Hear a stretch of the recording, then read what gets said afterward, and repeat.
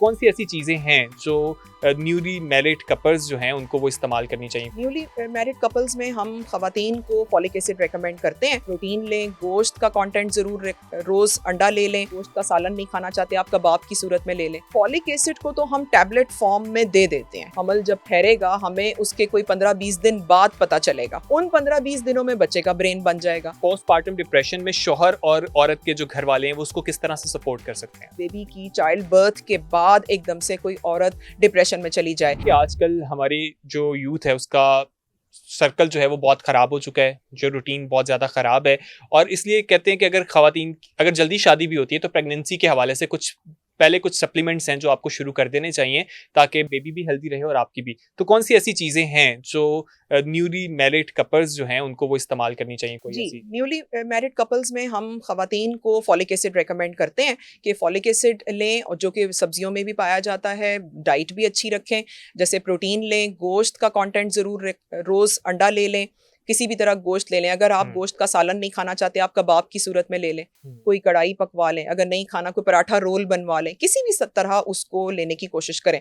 फिर इसी तरह से सब्जियों को बिल्कुल ओमिट ना करें, सब्जियां खाएं। सब्जियों में बहुत अच्छी मिनरल्स और विटामिन होते हैं, वो हमारे लिए ज़रूरी होते हैं। सो फॉलिक एसिड को तो हम टैबलेट फॉर्म में दे देते हैं कि आप फॉलिक एसिड ले लें, क्योंकि हमल जब ठहरेगा हमें उसके कोई 15-20 दिन बाद पता चलेगा। उन 15-20 दिनों में बच्चे का ब्रेन बन जाएगा। तो ब्रेन बन के बल्कि वो प्रोसेस खत्म हो जाता है। तो फॉलिक एसिड तो जरूर लें। इसके अलावा विटामिन डी, मैं विटामिन डी जरूर रेकमेंड करती हूँ, क्योंकि विटामिन डी से ये होता है कि एक तो हड्डियां बेहतर रहती हैं। दूध का ग्लास बहुत कम खवातीन ले रही होती हैं रोजाना की बेसिस पे। दूसरी बात कि विटामिन डी से एग की क्वालिटी बेहतर हो जाती है, यानी प्रेगनेंसी ठहरने के लिए विटामिन डी बहुत सपोर्ट करता है, फॉलिक्यूलोजेनेसिस में सपोर्ट करता है। तो ये 2 सप्लीमेंट्स तो जरूर लें, बाकी अपनी डाइट से कवर करें। बिल्कुल ऐसे ही है। अच्छा डॉक्टर साहब, हम सुनते हैं पोस्टपार्टम डिप्रेशन, ये क्या है?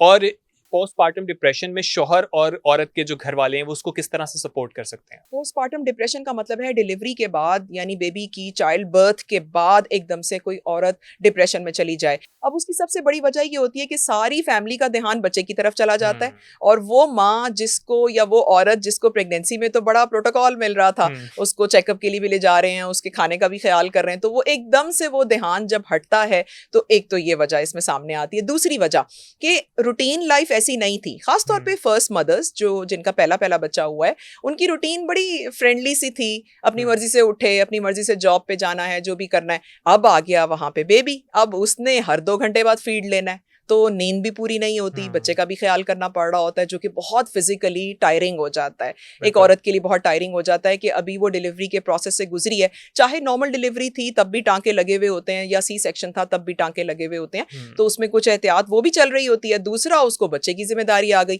तीसरी बात कि वो बहुत सोशलाइज नहीं हो सकेगी, वरना तो अगर मूड खराब हुआ, आप किसी गार्डन में चले गए या आप किसी रेस्टोरेंट में चले गए खाना खाने, तो वो भी थोड़ा लिमिटेशंस हो गई। अपनी अपनी फैमिली का प्रोटोकॉल होता है। तो ये 3-4 चीजें मिल के डिप्रेशन की तरफ आती हैं। लेकिन मेडिकली हार्मोनल चेंजेस आ रही होती हैं। डिलीवरी के बाद कुछ हार्मोन्स ऐसे चेंज हो रहे होते हैं कि जिसकी वजह से ये डिप्रेशन आता है। अब ऐसे में मैं हमेशा ये कहती हूँ कि अकेले ना रहने दें, उस खातून को भी और बच्चे को भी अकेले ना रहने दें। अकेले ज्यादा वो अपने आप को हार्म करने का, नुकसान पहुंचाने का सोचेगी।